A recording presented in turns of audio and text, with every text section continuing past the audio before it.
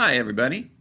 So now we are going to begin our discussion about economic policy.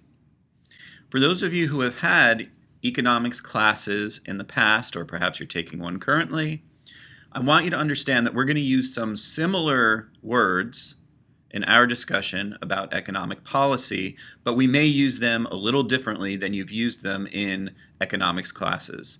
So be prepared for that. Okay, so to begin, our working definition of an economy that I like is a really basic definition. And an economy is simply the value of the resources, the goods, services, and production of a geographic region. Two important points that I want you to understand are, number one, that we live in overlapping economies. So we live in several different overlapping economies.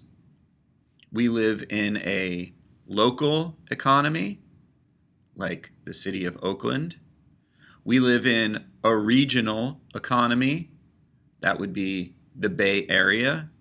We live in a state economy, the state of California. We live within a national economy, the United States. And we live within a global economy. So again, we live in several overlapping economies: local, regional, state, national, and global. That's one point that I want you to understand. Another point that I want you to understand is that all of these different economies are interconnected.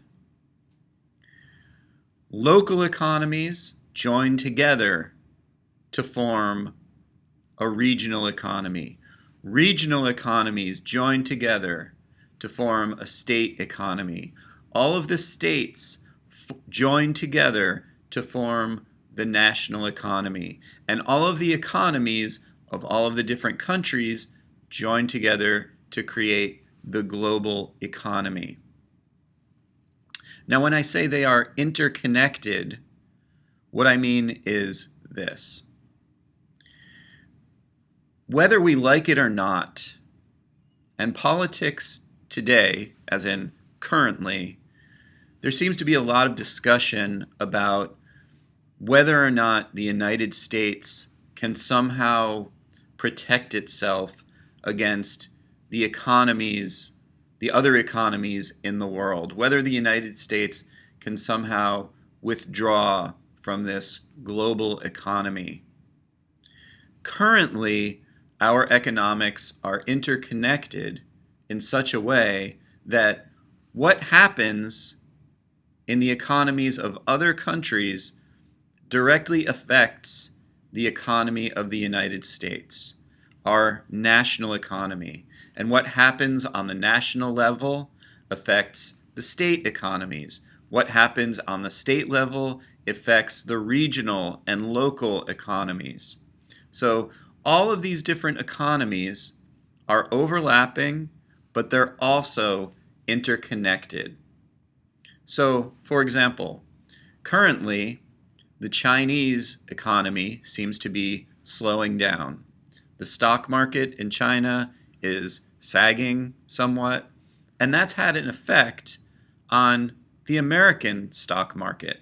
American stocks are being affected by what's happening in China, and the reason for this is because a lot of American goods, like say iPhones, are very popular in China, and if the Chinese economy slows down, that means fewer iPhones that are an American product are sold in China. So that has a direct effect on that stock, Apple stock, but also hasn't happened yet, but it could have a direct effect on our regional economy since Apple is in Cupertino, California. So all of these different economies are interconnected, whether we like it or not. That's the reality of how the global economy works today.